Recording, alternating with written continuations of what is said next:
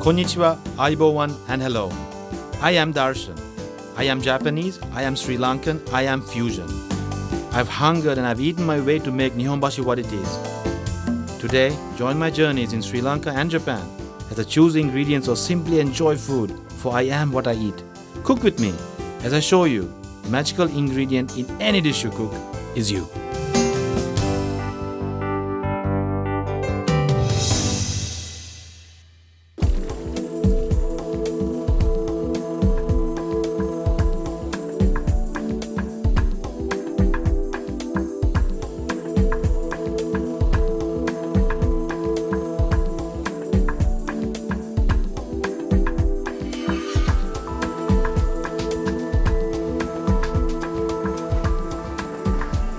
I'm at my favorite butcher in Keels in Prescott.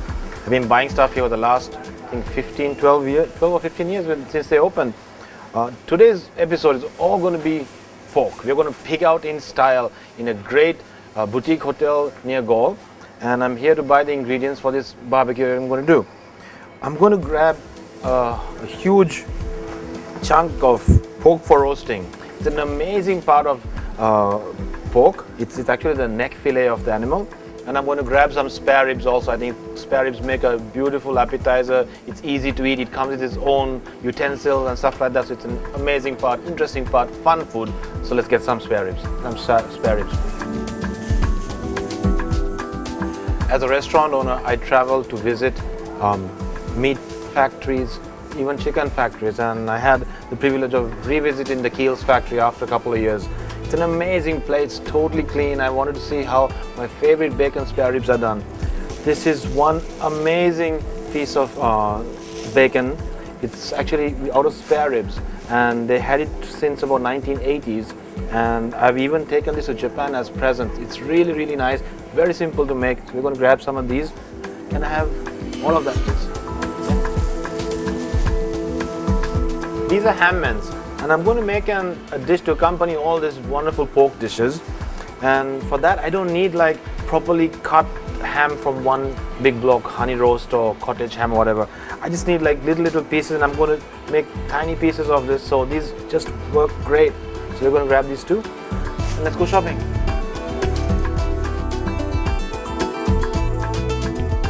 Some of you have been asking where to buy the ingredients that I use, and I think this is the one that I use the most. Japanese soy sauce, kikkoman. It's available here.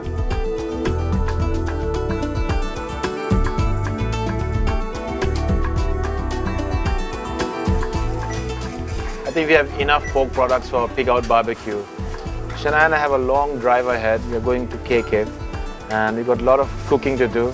So we're going to start leaving Colombo and have an amazing barbecue waiting for you there.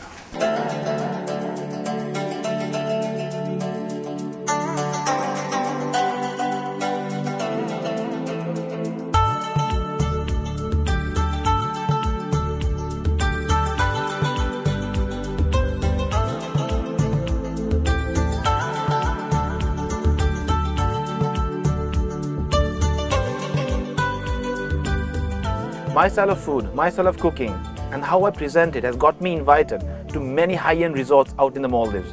And even in Sri Lanka, a few boutique hotels have invited me, and Kanda is one of them. I haven't come here, but this time I somehow made it to make barbecue inspired by this place and from the meats I brought from Keels. We're here with George Cooper, the mind behind this amazing property. George, thank you for inviting us, and I know I haven't come here when you wanted us to come, but finally made it. Just tell us about what inspired you to do KK out here. Well, I came to Sri Lanka 11 years ago. My great-grandfather and my grandfather had lived here. They were rubber planters. I think they came in something like 1860, so a very long time ago.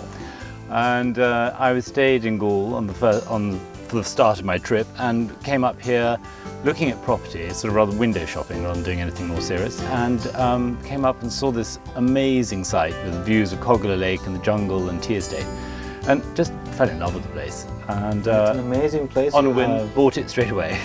And what you've done with it, I mean, 5 rooms, but it's so personal, tranquil, and Well, I think the lucky thing is here there was enough space to be able to build all the buildings, the bedroom buildings, as separate entities, so that there was actually plenty of space and privacy and peace and quiet. And I'm afraid we don't allow children here, so that further emphasises the peace and quiet and rather zen-like quality of the hotel. Yes, I mean in Japanese culture, when it comes to food, we look at nature being, you know, the giver of everything, and you surround your plate or your dish with nature coming first. And I've seen that here, the trees are all over and beautifully laid out.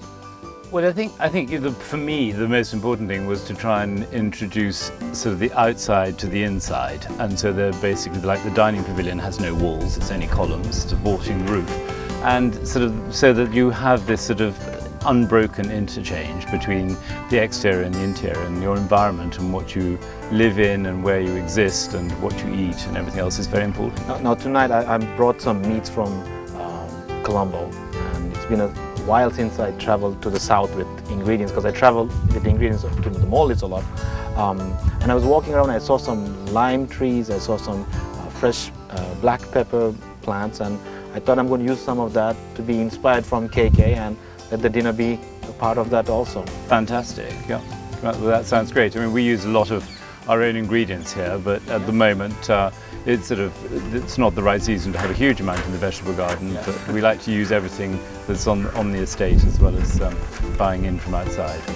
Well, I need to get into the kitchen. Got a lot of work to do. So I believe your guests are arriving in a bit while, so let me prep everything and I'll see you at the dining table. Fantastic, look forward to it. Thank you, George. Okay.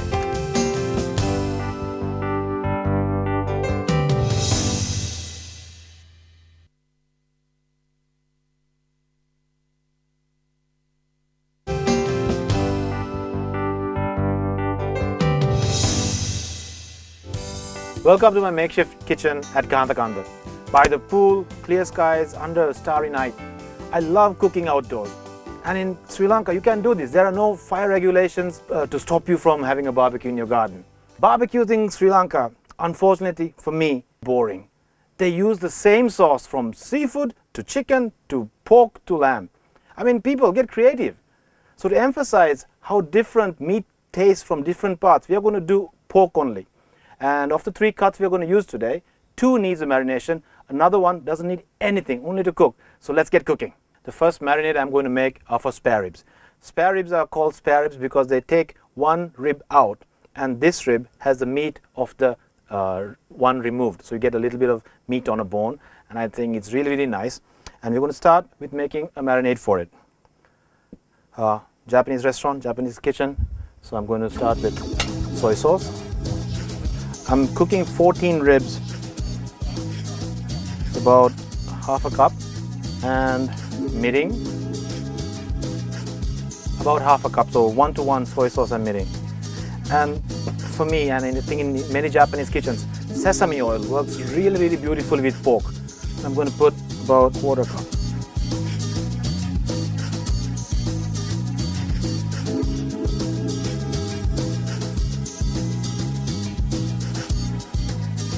The smell alone is really, really nice of sesame oil.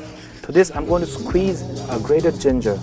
I'm not going to put the ginger in there because it can be overpowering sometimes. So that's our beautiful and simple marinade. These are the ribs I was talking about, where there's enough meat on one bone, so it's fun to eat.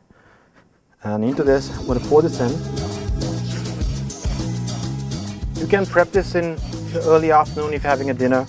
I just got here, so I have only this little time, but I'm going to let it rest for about 25-30 minutes. Soy sauce is really powerful and it'll get into the meat. I'm going to cook this on a net, so all the excess fat of the ribs will actually fall down. So don't worry about putting the sesame oil in there. Okay, looking really nice. That's it for this. Now let's move to the other part of the pig. This is pork for roasting that you can buy. This is a part of the neck, and it's an amazing piece of meat. And I'm not going to roast this, but I'm going to actually slice it up and have a simple olive oil garlic marinade and cook it, and I'm going to plate it later. I'm cutting it with the net so it's easy to do. You get really marbled pork chops that are boneless. I'm going to take the nets out later.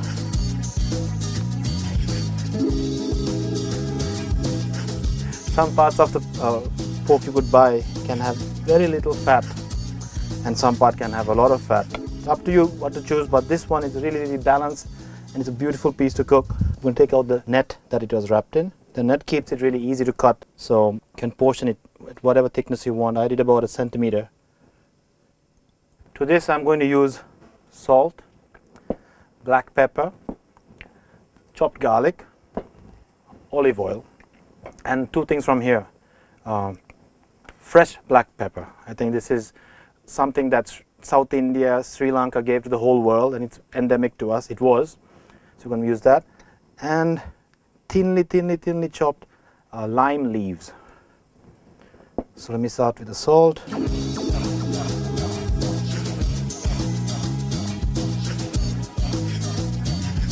Black pepper. Not too much. Garlic.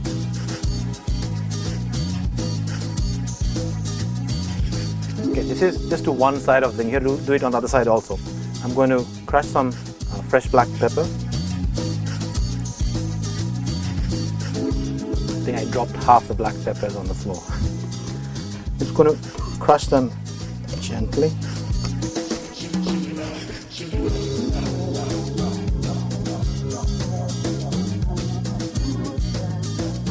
One before last, we're going to add the olive oil and the lime leaves. This gives a really refreshing aroma, and sometimes pork's considered to be really heavy. It's not when it's cooked right and made simple. I'm going to flip this over and do the exact same thing on the other side. That's it for the marinade. Again, you could prep this early and keep it in the fridge, wrap it in saran wrap. So let's get to the other rib, which is bacon spare ribs. This is an amazing piece of bacon ribs. It's available like this, and Keels have been having this since the 80s. I mean, I used to eat it when I was a kid. It's spare ribs without the extra rib taken out, and it's made into bacon. I'm just going to separate the ribs. I'm just going to trim off the extra fat out here. I'm getting hungry as it is. So cut between each rib. You want to squeeze this part of the fat out. I'm just going to use the back of my knife. I'm just going to squeeze it out. And sometimes you just need to trim off the extra fat around it. You can cook it with it because all the fat's going to drip down, but then you're going to get an extra smoky flame and you're going to make char easily. And we are ready to cook. There's no marination required for this one. And this is a really great way to start an evening because this takes the least amount of work, and you just put it on the grill.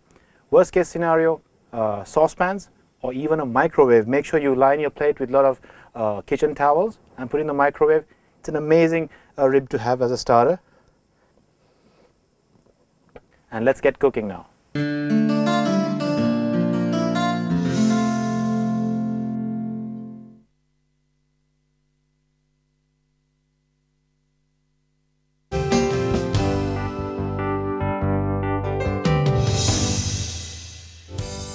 Barbecue grills come in various sizes and gas or charcoal options. My favorite is to use hardwood charcoal.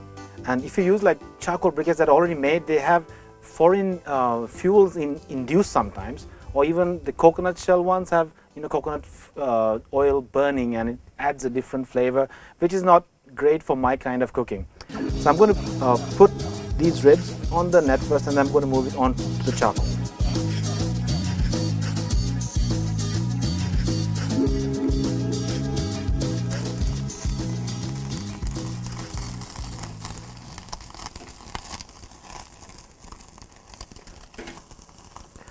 This is already pre-cooked, so you don't have to do much cooking here, but be careful of the fat burning down and flames coming up and blackening your ribs.